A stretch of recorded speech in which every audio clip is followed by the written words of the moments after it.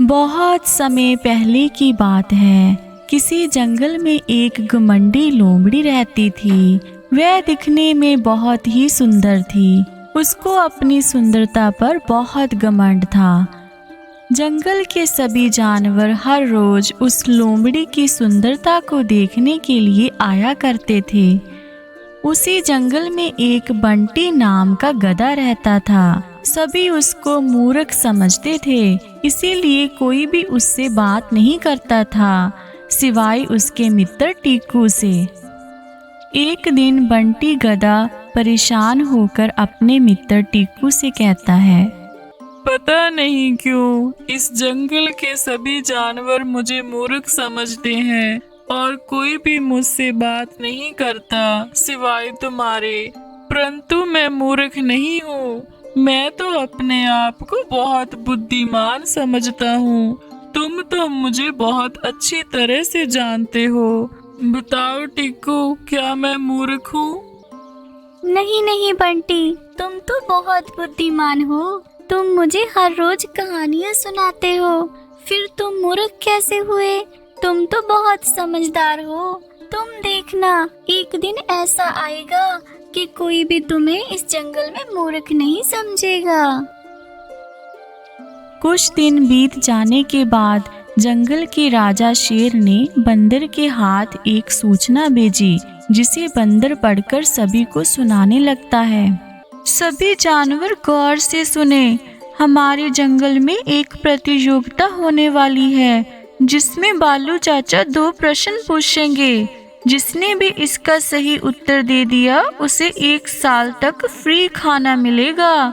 जो भी इस प्रतियोगिता में भाग लेना चाहता है वह मुझे अपना नाम लिखवा दे। प्रतियोगिता के बारे में सुनकर घमंडी लोमड़ी मन ही मन बहुत प्रसन्न होती है और कहने लगती है, मेरे से बुद्धिमान इस जंगल में कोई भी नहीं है और मैं तो दिखने में भी सबसे खूबसूरत हूँ।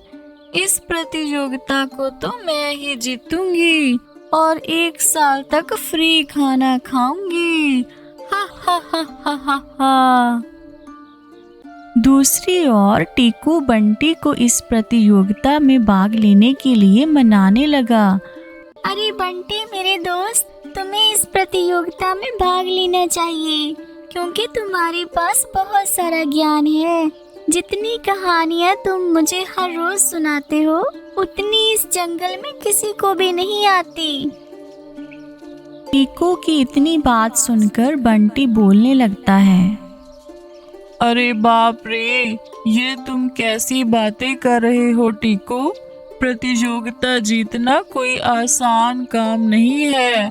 अगर मैंने इसमें भाग लिया तो सब मेरे ऊपर हंसेंगे, क्योंकि सभी मुझे मूर्ख समझते हैं।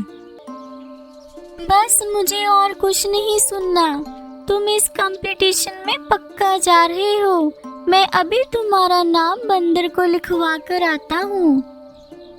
टीकू ने बंटी का नाम प्रतियोगिता में लिखवा दिया। अब कुछ दिनों के बाद प्रतियोगिता शुरू हो गई।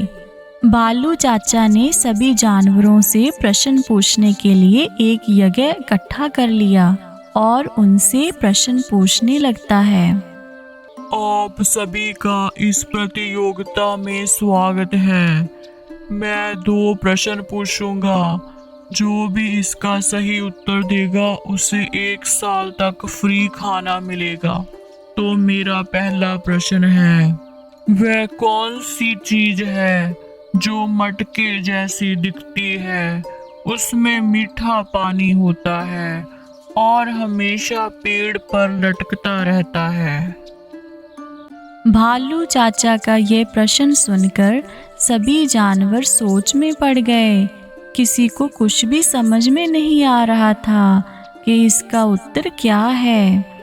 तभी बंटी गधा भालू चाचा से कहता है, बालू चाचा, इसका उत्तर तो नारियल है, क्योंकि नारियल हमेशा पेड़ पर लटकता रहता है और उसमें मीठा पानी भरा होता है और वह मटके जैसा दिखता है।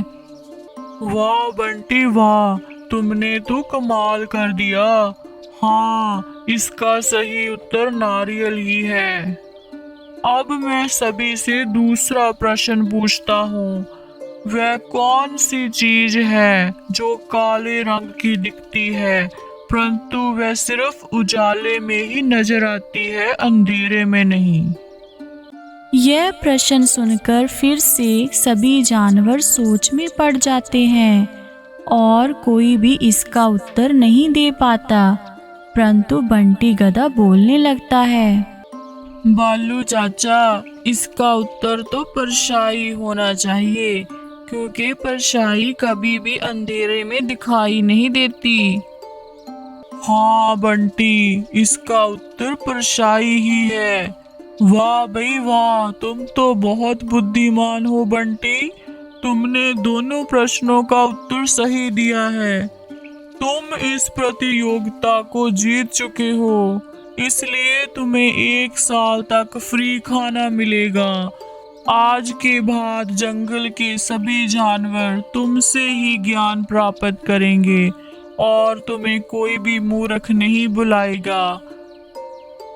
बंटी गधे को प्रतियोगिता जीते हुए देखकर उस लोमड़ी का सारा घमंड चूर चूर हो गया और वह मन ही मन सोचने लगती है, बंटी गधा तो सचमुच बहुत ही बुद्धिमान निकला। मैं कभी भी उसे मूर्ख नहीं बुलाऊंगी और आज के बाद मैं अपनी सुंदरता का घमंड कभी नहीं करूंगी। कुछ दिनों के बाद सभी जानवरों ने बंटी के साथ मित्रता कर ली और वे खुशी खुशी से एक साथ रहने लगे। इस कहानी से हमें यह शिक्षा मिलती है बच्चों कि हमें कभी भी घमंड नहीं करना चाहिए और ना ही किसी को छोटा या बड़ा समझना चाहिए।